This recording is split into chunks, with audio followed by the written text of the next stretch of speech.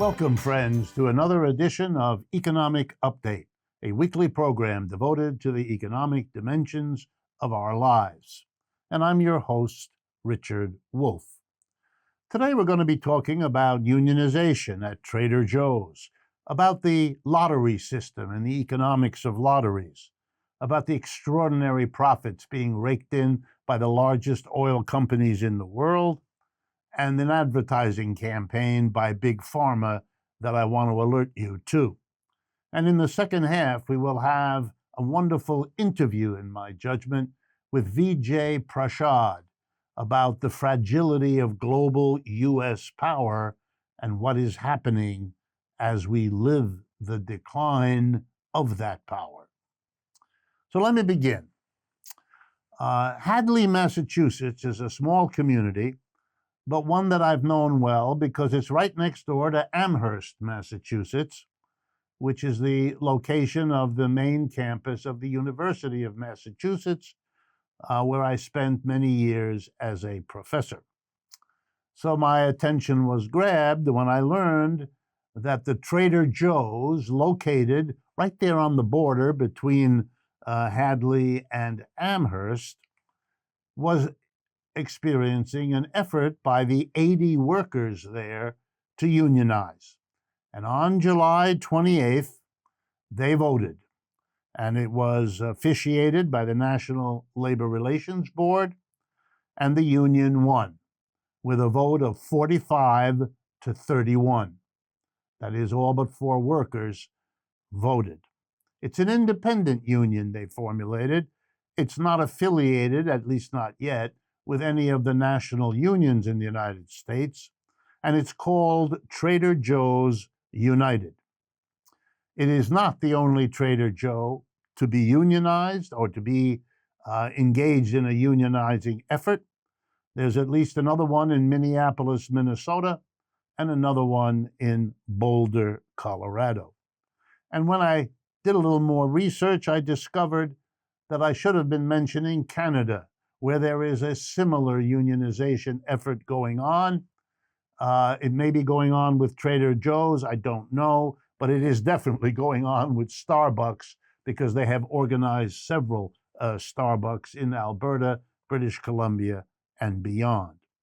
Why is this important beyond yet more evidence of the growing militancy of the efforts to unionize American workplaces?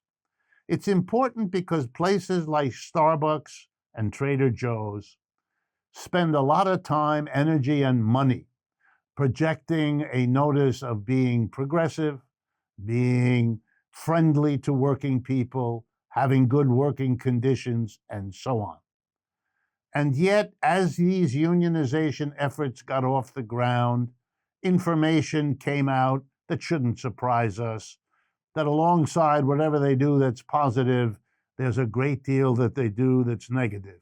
And one of the things most stark is the hiring of professional union-busting law firms, trying to buy off workers by giving them benefits that they had taken away earlier, as if to bribe, you might even say, people not to be for the union.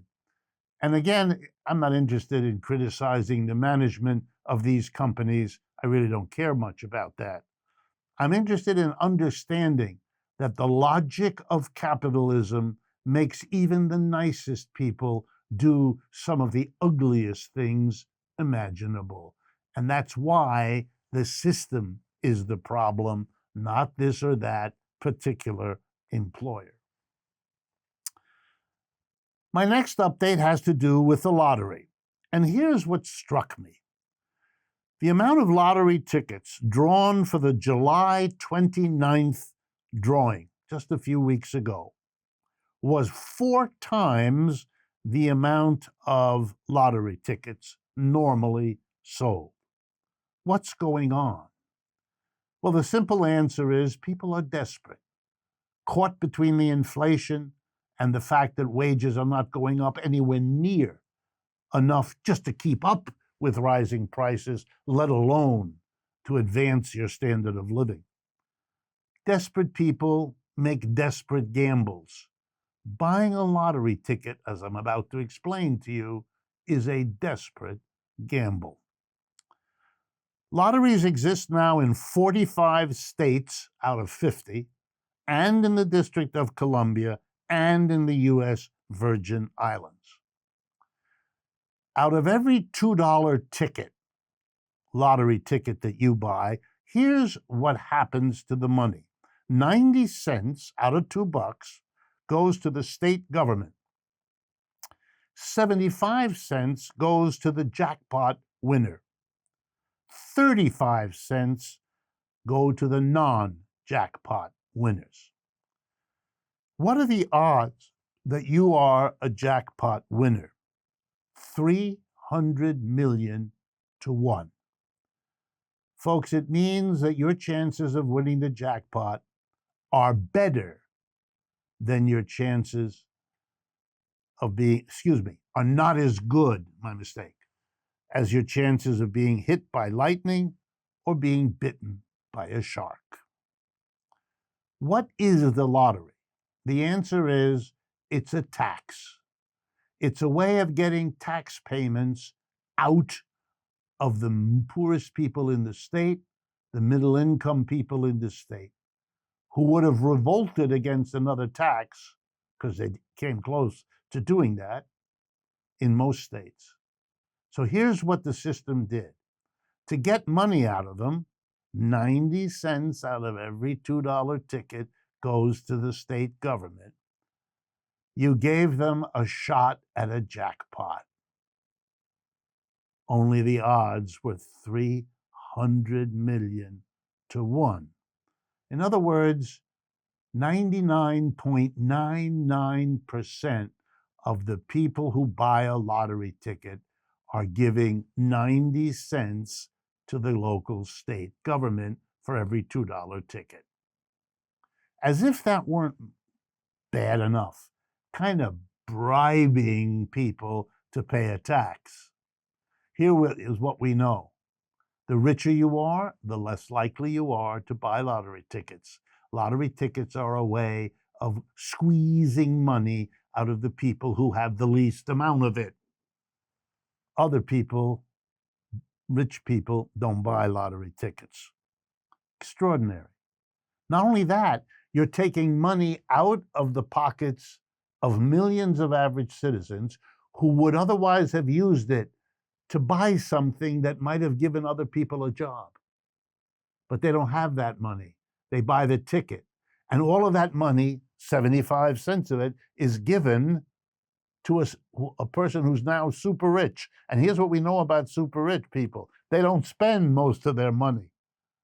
So the money isn't getting spent. It isn't creating jobs, because it isn't capitalists who create jobs. It's the demand for output that capitalists merely serve that create jobs. And if you take money away from average people and make one person rich, you're diminishing the demand and therefore the job creation. Lotteries are a crappy way and an unfair way to support state government. No wonder rich people make a joke. Lotteries are a wonderful way, they say, to shift the burden of taxes off of us and onto the people who can afford it least. My next update is a simple report to you. There's not much I can add. I just want to give you the numbers. The 3 biggest oil companies in the world are ExxonMobil, Chevron, and Shell. You all know the name. The largest of them, ExxonMobil, earned 4 times more in the second quarter of 2022. That's the latest full quarter that we have. They earned 4 times what they earned the year before. That would be the second quarter of 2021. Why am I telling you this? Because from the second quarter of 2021 to now is a year. During that time, we have had a horrible inflation that has hurt the overwhelming majority of the American people, but not ExxonMobil, whose profits quadrupled. And there's no mystery here. They're making tons of money because we're paying more for gasoline at the pump than we ever dreamed we would. Please notice, it's not costing ExxonMobil significantly more to bring the gasoline to us, to get the oil out of the ground, to refine it, to deliver it. The costs haven't gone anywhere, but the price has gone crazy, as you all know. Here's what it means. Everyone knows that it was the sanctions imposed by the United States on Russia, and that the United States demanded that the Europeans likewise cut back on Russia, importing Russian oil and gas, disrupted the global oil and gas market, driving up the prices as Russia shifted to other parts of the world, allowing who remained in the oil business to jack up their prices. Whatever you think about the sanctions imposed on Russia, the oil companies are applauding so that their hands are raw. They are laughing all the way to the bank because the sanctions on Russia have been one of the greatest bonanzas to the oil business that anyone can remember. And if you don't think there's a link between the extraordinary profits of the oil companies and the policy chosen by the United States apropos Ukraine, you are very naive. Last update. The big pharmaceutical companies are conducting an advertising campaign denouncing any possibility that the Biden administration might get through Congress a program that would have the federal government buy in bulk pharmaceuticals from the companies. By buying in bulk, of course, they can bring the price way down because they're buying for hundreds of millions of people. Much easier for the companies to fill that kind of an order. Then the government turns around and sells at a much lower price, so all of us who have to buy pharmaceuticals save money. Kind of important, especially during a difficult inflation. They don't want that to happen, and they're conducting a program by suggesting that if you do that, they will hurt you in response. If the prices of drugs come down because the government buys it, and by the way, many, many, many governments around the world do exactly that. That's why Americans go to Canada, Mexico, and many other places to get the same drug they could get here, but to pay much less, because that's what they do there, which we don't do here as a gift to the pharmaceuticals. They want that gift to continue, and if we, you and I, let them, they will be as happy running this government as the oil companies have been. We've come to the end of the first part of today's show, and before we move on, I want to remind everyone that Economic Update is produced by Democracy at Work, a small donor-funded nonprofit media organization celebrating 10 years of creating system-challenging content like David Harvey's podcast show, Anti-Capitalist Chronicles, that looks at capitalism through a Marxist lens. You can find it, along with other shows, books, and lectures we produce on our website, democracyatwork.info. You can also follow us on social media, sign up for our mailing list, join our growing community of invaluable supporters who make what we do possible. Stay with us. We'll be right back with an important interview with author and professor Vijay Prashad.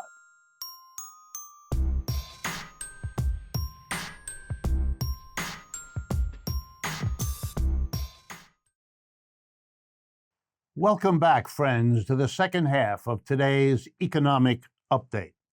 I am very pleased and proud and honored to have before our cameras and microphones Vijay Prashad. Vijay is an Indian historian, the chief editor of LeftWord Books, and the director of Tricontinental Institute for Social Research. He is a senior fellow at Chongyang Institute for Financial Studies at the Renmin University of China, the author of over 20 books, including his latest, co-authored with Noam Chomsky, entitled The Withdrawal: Iraq, Libya, Afghanistan, and the Fragility of U.S. Power. So first of all, Vijay, thank you very much for joining us. It's a great pleasure and honor to be with you, Rick. Really happy to join you. Good. All right, let's jump right into it. In light of the United States', shall we call them, misadventures in, I know that's an understatement, but in Iraq, Libya, and Afghanistan, as you work it out in your book with Chomsky, are we, in your judgment, living at a time when it is appropriate to say that there is a decline in the U.S. empire? And by that, I mean something at least roughly comparable to what we mean when we talk about the decline of the British or the Roman or the Greek empires. Do you see it that way? How do you understand the broader implications of what you yourself have written about? There's two things to say about this. The first is from whose perspective? I've been both a historian, I've taught at universities and so on, but I've also, for most of my career, been a journalist, a reporter. And I've reported from many of the, let's call them sacrifice zones of US imperialism, such as Iraq, Syria, Libya, and so on. Most recently in the Sahel region of Africa, in Niger, and in Mozambique. When you look at the world from the standpoint of, let's say, the person who is watching the bombs fall from the skies, it's difficult for that person to say something like US power has decreased. You see, if you are sitting as the people in the Sahel are sitting now in a country like Niger, where the United States has built the world's largest drone base in Agadez, just south of Arlit, which is the world's capital of yellow cake uranium. Rick, you might remember Niger and yellow cake uranium during the lies that led up to the war, the US war, illegal war against the Iraqi people. Well, if you are a resident of Agadez and you watch the United States build this enormous drone base at the heart of a major city in the Sahel region of Africa, a drone base which has been built with barely any comment. I don't know if there's even congressional oversight. And I'll tell you why I don't think there's even congressional oversight, because when a couple of US soldiers were killed in Niger, the head of the US Armed Forces or Foreign Services Committee in the Senate said, "Oh, I didn't know we had troops in Niger." Well, troops in Niger, you built the world's largest drone base in Agadez in Niger. From the standpoint of a Nigerian, from the standpoint of an Afghan, from the standpoint of an Iraqi and so on, I don't think they are experiencing a depletion of US power. On the other hand, as you and I know, that power has to be gauged along multiple axes, not just the axis of, you're standing on the ground and the bomb is falling on your head. Without a doubt, the United States still has an extraordinary military, an extraordinary ability to destroy any country in the world. Military power unparalleled, including to threaten Russia, to threaten China with nuclear primacy, without a doubt. But there has been a decline in economic power, as you have also been talking about. There's been a decline, and how do we understand that decline? It's not a question of merely, looking at, say, GDP growth. It's not a question of looking at the size of the economy. It's about forecasting the future of the economy. The United States has found in the last 10 or so years that in very many areas of economic activity, whether it's robotics, high-speed rail, whether it's telecommunications, or indeed computer technology, the Chinese have leapfrogged in many spheres over US and European companies. This is an existential threat to US capitalism, which has come to rely on collecting rents on a number of these areas of human life, particularly telecommunications. There is a fragility certainly on display when the United States decides that rather than compete with China strictly on commercial grounds, you're threatened by Huawei, make better phones, make cheaper and better phones than Huawei. Rather than compete on strictly commercial lines, the United States is using military force, diplomatic force, and so on to try to get China to surrender its advances. In that sense, I feel that there has been depletion of power. I think it's too much to say that the world merely repeats old stories, that what happened to the Romans or what happened to the British is going to happen to the United States. History doesn't function like that. We're in a different phase. We need to look the present in the eye, perhaps look at analogies from the past, but not be too analogical in our approach. But if we look history in the eye now, what we see is a depletion of economic power in particular, and the United States substituting military force for economic power. And that is an extraordinarily dangerous situation for most of the world. Would you go so far as to say roughly the following, that the United States' economic primacy, political primacy coming out of that, cultural primacy for so much of particularly post-World War II, that these things are declining, and in their place, not only is the military primacy maintained, but somehow becoming more and more important in the mentality of those who govern the United States, precisely because the other forms of power seem even to them to be slipping away. Well, certainly, Rick, I would say that the economic and political primacy are in decline, or rather, as I would like to keep repeating this word, are in a kind of fragile state. Cultural primacy is complicated. The United States has an enormous reservoir of cultural power, both institutional and ideological. Just to take an example, there is an incredible way in which the United States and other Western countries are able to dominate the news cycle, the media, having built up, let's say, wire services like Reuters, the Associated Press, Agence France Presse, and then built up cable television networks like CNN, Fox News, and so on.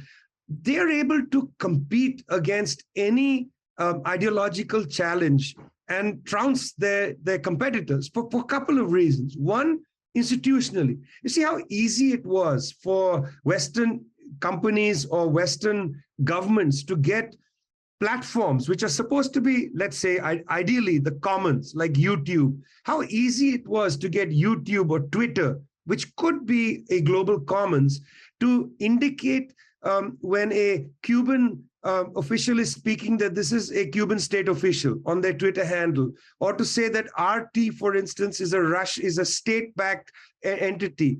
Meanwhile, of course, Western entities, similar entities like BBC, a state-backed entity, doesn't carry the disparagement that this is a state-backed entity. So institutionally, they are able to maintain a kind of hegemonic position. But this is also ideological, cultural. There is a way in which people trust Western news outlets much more than they trust Chinese news outlets. They think there's a kind of patina of objectivity, despite the fact that people living in the United States know that Fox News is essentially a bundle of lies. But still, Fox News might carry a patina of credibility, a kind of credibility that perhaps, a Chinese news program will not. And I think that is an enormous advantage the United States does have. But still, that's insufficient. You can't win hearts and minds merely through ideological means, because you have to produce for people cheap phones. If you live in Africa, it is easier for you to go and buy a Huawei phone than to buy an Apple phone. So practical realities like that, get in the way of ideological high-mindedness. You might want to buy an American phone, but you simply can't afford it. Look at the case, how this cultural hegemony slips. Vladimir Zelensky of Ukraine, very eager to speak to African countries, pushed the African Union to hold a meeting. There are 55 governments in Africa, 55 countries. When Mr. Zelensky eventually had his meeting sponsored by the African Union, out of 55 heads of government, only 2 came for the meeting. Because the mood in places like Africa, South America, in Southern Asia, and so on, the mood is not to walk under the kind of, the orders of Washington, D.C. There's a new mood emerging in the world. And this is where this cultural hegemony, which is still pretty strong, seems to be fraying at the edges. People are not willing to take orders from Washington like they used to. Do you think that the aggressive imposition of sanctions against Russia, coupled now with the clearly provocative noises about the situation in Taiwan, is this a fragile power reaction in the sense that this is some sort of desperate effort to reverse everything you've just been talking about? When you look at the world map, Rick, and you see most amazing continental span that runs from the edge of China all the way out, perhaps to the end of France, if not Britain, although Britain increasingly under the leadership of Boris Johnson wanted to be part of the United States. So, there's always that.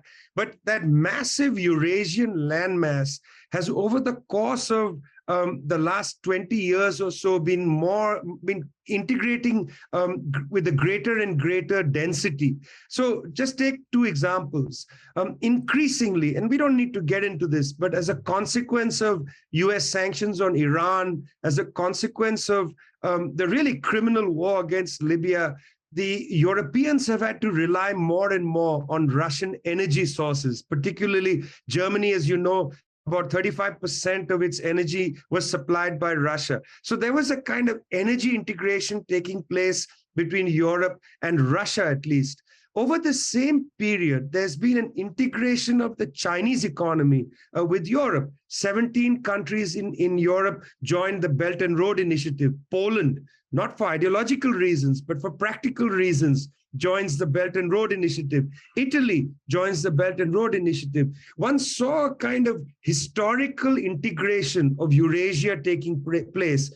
The United States actually had an interesting problem when faced with this. What does one do? Does one accept this historical integration of Europe and Asia, including Russia, in this new configuration? Well, no. The United States, first during Obama, but then Trump and now Biden, have tried to either prevent that integration or to delay it.